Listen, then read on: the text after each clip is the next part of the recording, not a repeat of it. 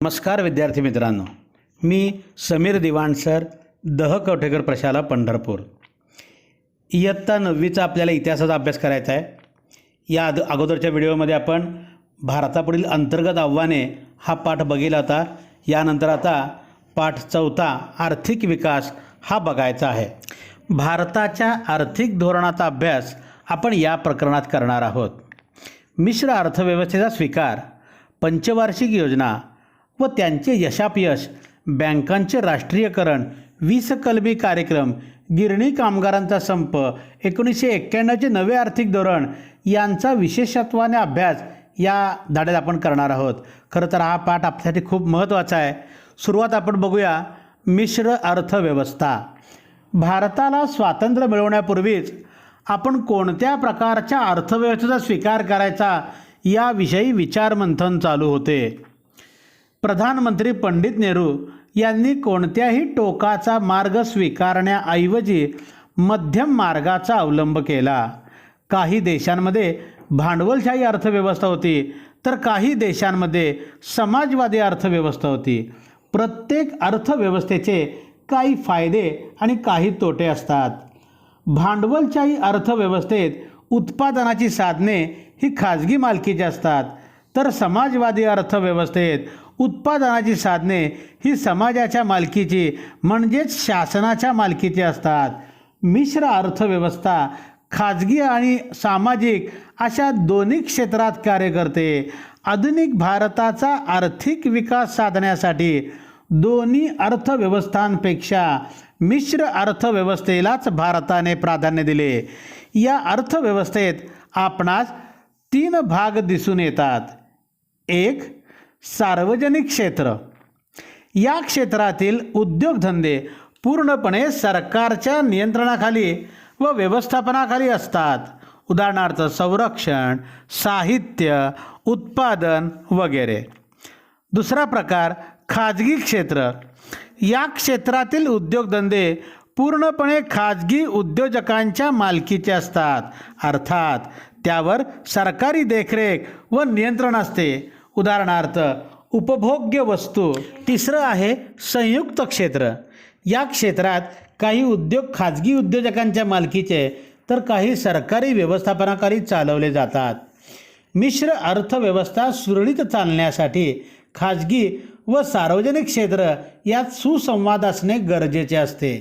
या व्यवस्थेचे एकच उद्दिष्ट आहे, ते म्हणजे अधिकाधिक उत्पादन आणि मोठ्या प्रमाणावर लोकसहभाग. या व्यवस्थेत भांडवलशाही व समाजवादी अर्थव्यवस्थेतील चांगले गुण एकत्र आणण्याचा प्रयत्न केला आहे.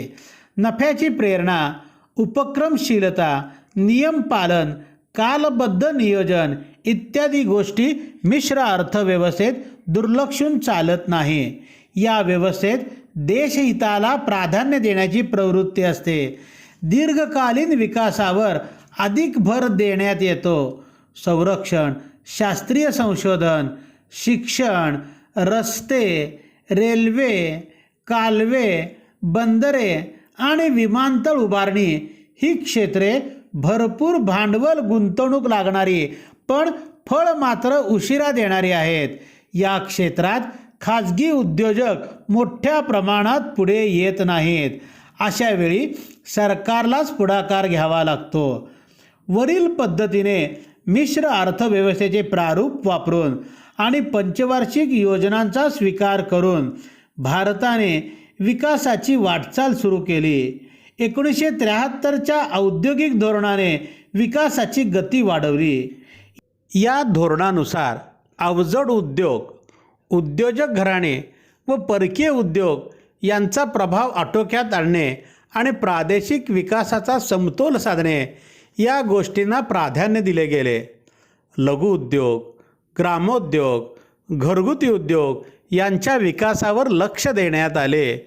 सहकार क्षेत्राकडे विशेष लक्ष देण्यास सुरुवात झाली. पंचवार्षिक योजना. भारत स्वतंत्र होईपर्यंत परकीय राजवटीने भारताचे पुरेपूर आर्थिक शोषण केलेले होते. दारिद्र्य, बेकारी, लोकसंख्या वाढ, निकृष्ट राहणीमान, शेती व उद्योगधंदे यांची अल्प उत्पादन क्षमता तसेच ज्ञान, विज्ञान आणि तंत्रज्ञान या संबंधीचे मागासलेपण अशा बिकट समस्या देशासमोर होत्या. त्या सोडवण्यासाठी नियोजनाची गरज होती. 1950मध्ये भारत सरकारने नियोजन मंडळाची स्थापना केली. पंडित जवाहरलाल नेहरू हे या मंडळाचे अध्यक्ष होते. या मंडळाने कृषी आणि ग्रामीण विकास, संतुलित उद्योगीकरण, किमान जीवनमानाची तरतूद, लोकशाहीची सुसंगत असा आर्थिक विकास नियोजनाची आखणी व अंमलबजावणी यामध्ये लोकांचा सहभाग आणि व्यक्तीचा विकास करणारी 5 वर्षाची योजना तयार केली. ही योजना म्हणजेच पंचवार्षिक योजना होय.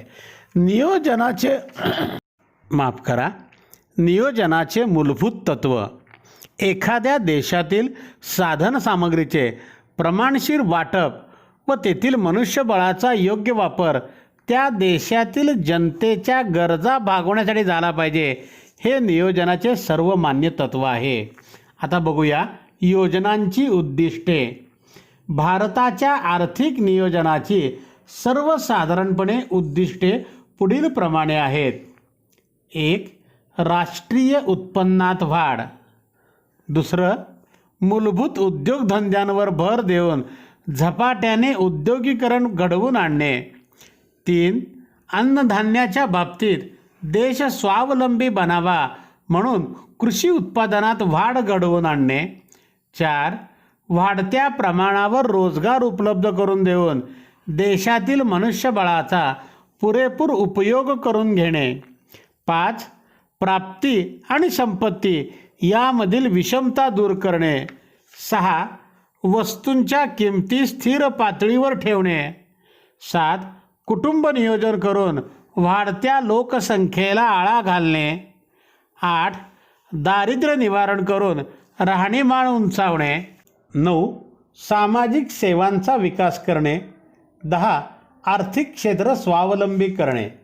आता आपण बघूया पहिली पंचवार्षिक योजना 1951 ते 1956.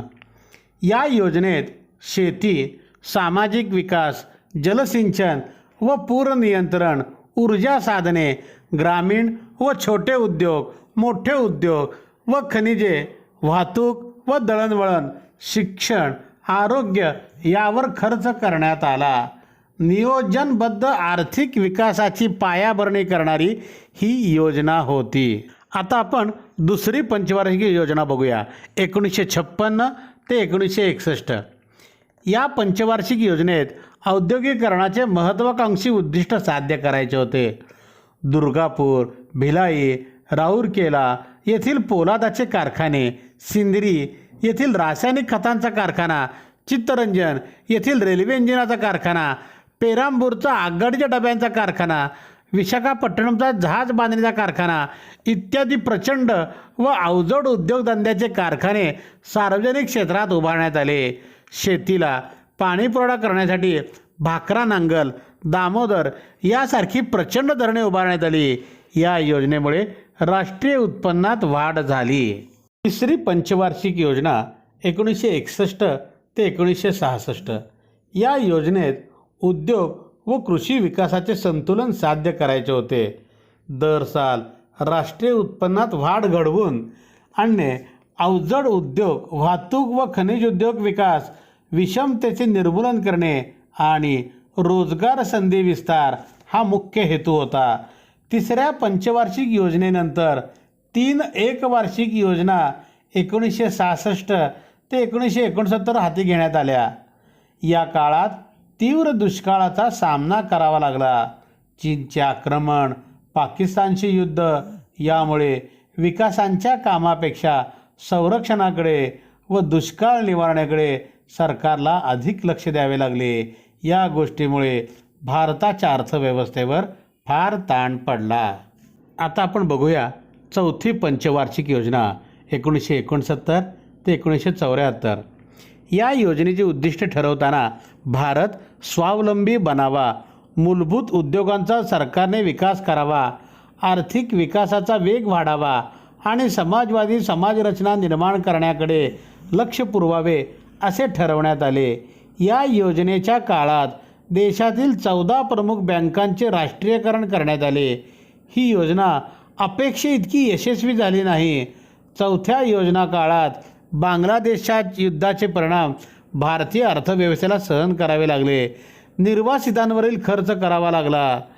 सरकारी नोकरांची पगारवाढ, रेल्वे कर्मचारी वेतनवाढ, आंतरराष्ट्रीय बाजारातील पेट्रोलचे वाढते भाव यामुळे भारतीय अर्थव्यवस्थेला धक्के सहन करावे लागले.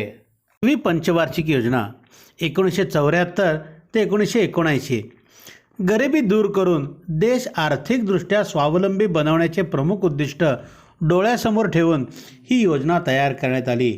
या योजनेत राष्ट्रीय उत्पन्नात वाढ करणे, मोठ्या प्रमाणावर रोजगार उपलब्ध करून देणे, शिक्षण, सकस आहार, पिण्याच्या पाण्याचा पुरवठा करणे, वैद्यकीय उपचाराच्या सुविधा ग्रामीण भागाला पुरवणे, ग्रामीण भागात वीज पुरवठा व दळणवळणाची साधने पुरवण्यासाठी रस्ते बांधणे, समाज कल्याणाच्या योजना व्यापक प्रमाणावर राबवणे, कृषी विकास घडवून आणणे, मूलभूत उद्योगधंदे वाढवणे, अन्नधान्य व इतर जीवनोपयोगी वस्तूंची खरेदी एकाधिकार पद्धतीने करून त्या सार्वजनिक वितरण व्यवस्थांद्वारा गरिबांना रास्त किमतीत पुरवणे अशी उद्दिष्टे नमूद करण्यात आली आहेत. 5व्या पंचवार्षिक योजनेच्या काळात दारिद्र्य निवारण व रोजगार वाढवणे शक्य झाले नाही. 1977मध्ये लोकसभेच्या निवडणुकीमध्ये काँग्रेस पक्षाचा पराभव झाला. जनता पक्ष सत्तेवर आला. नव्या सरकारने 5वी पंचवार्षिक योजना 1978च्या मार्च अखेर समाप्त करून एप्रिल 1978 पासून साखळी योजना सुरू केली, परंतु ती अपयशी ठरली. 1980मध्ये लोकसभेच्या मध्यवर्ती निवडणुका होऊन काँग्रेस पक्ष सत्तेवर आला. या सरकारने साखळी योजना बंद करून पुन्हा या जुन्या पद्धतीनेच नियोजन सुरू केले. 10वी पंचवार्षिक योजना 1980 ते 1985. या योजनेचा भर दारिद्र्य निर्मूलन व रोजगार निर्मिती यावर होता. योजनेची उद्दिष्टे पुढील प्रमाणे होती. अर्थव्यवस्थेच्या विकास दरात लक्षणीय वाढ करणे, गरिबी व बेकारी यांच्या प्रमाणात घट करणे, लोक छोटी कुटुंब पद्धती स्वेच्छेने स्वीकारतील असे धोरण ठेवून लोकसंख्या वाढीवर नियंत्रण ठेवणे. 6व्या पंचवार्षिक योजनेत पुढील कार्यक्रम राबवण्यात आले. एकात्मिक ग्रामीण विकास कार्यक्रम, ग्रामीण भूमिहीन रोजगार हमी कार्यक्रम, राष्ट्रीय ग्रामीण रोजगार कार्यक्रम आणि सलेम पोलाद प्रकल्प. पंचवार्षिक योजना 1985 ते 1990. या योजनेचा भर अन्न, रोजगार आणि उत्पादकता यावर होता.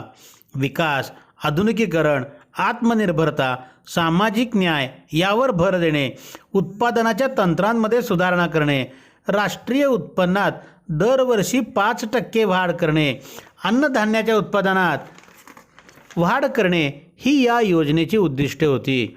या योजनेत पुढील कार्यक्रम सुरू करण्यात आले. जवाहर रोजगार योजना, इंदिरा आवास योजना, दशलक्ष विहिरींची योजना. रोजगार निर्मितीच्या दृष्टीने 7वी पंचवार्षिक योजना महत्त्वपूर्ण ठरली. 8वी पंचवार्षिक योजना 1992 ते 1997. या योजनेत खाजगी क्षेत्रातला वाव देण्यात आला. योजनेची वैशिष्ट्ये पुढील प्रमाणे होती. राष्ट्रीय उत्पन्न वाढीचा दर 6.5% इतका राखणे, लोकसंख्या वाढीला आळा घालणे, कुटुंब नियोजनाच्या कार्यक्रमाला उत्तेजन देणे, प्राथमिक शिक्षणाचा सार्वजनिक विस्तार करून निरक्षरतेचे उच्चाटन करणे. या योजनेत पुढील कार्यक्रम सुरू करण्यात आले. प्रधानमंत्री रोजगार योजना, महिला समृद्धी योजना, राष्ट्रीय सामाजिक आर्थिक सहाय्य योजना, माध्यान्ह आहार योजना, इंदिरा महिला योजना, गंगा कल्याण योजना. 8व्या पंचवार्षिक योजनेत खाजगी क्षेत्राचे महत्त्व वाढले. 1991मध्ये स्वीकारलेल्या उदार व मुक्त धोरणाचे प्रतिबिंब या योजनेत दिसते. 9वी पंचवार्षिक योजना 1997 ते 2002. कृषी व ग्रामीण विकास यावर या योजनेत भर देण्यात आला. आर्थिक विकासाचा दर वाढवणे, पायाभूत क्षेत्रात निकोप स्पर्धा निर्माण करणे, परकीय गुंतवणुकीसाठी औद्योगिक धोरणाला नवी दिशा देणे ही या योजनेची उद्दिष्टे होती. या योजनेत सुवर्णजयंती शहरी रोजगार योजना, भाग्यश्री बाल कल्याण योजना, राजराजेश्वरी महिला कल्याण योजना, सुवर्णजयंती ग्राम स्वरोजगार योजना, जवाहर ग्राम समृद्धी योजना, अंत्योदय अन्न योजना, प्रधानमंत्री ग्राम सडक योजना इत्यादी कार्यक्रम सुरू करण्यात आले. या योजनेत संपर्क व्यवस्था आणि सेवा क्षेत्राची प्रगती अपेक्षित प्रमाणात साध्य झाली. बांधकाम, दळणवळण या क्षेत्रात वाढ झाली. विद्यार्थी मित्रांनो, आता आपण आर्थिक विकासातला भाग पहिला बघितला आहे. यामध्ये आपण मिश्र अर्थव्यवस्था आणि सर्व पंचवार्षिक योजना साधारणपणे बघितल्या. यामध्ये तुम्हाला जर काही शंका असेल तर तुम्ही मला निश्चित माझ्या पर्सनल व्हॉट्सअप नंबरवर फोन करून किंवा मेसेज करून विचारा. अभ्यास व्यवस्थित ठेवा, आपल्या स्वतःच्या नोट्स व्यवस्थित काढा, आरोग्याला सांभाळा आणि आरोग्याला सांभाळत आपला अभ्यासही व्यवस्थित करा. धन्यवाद.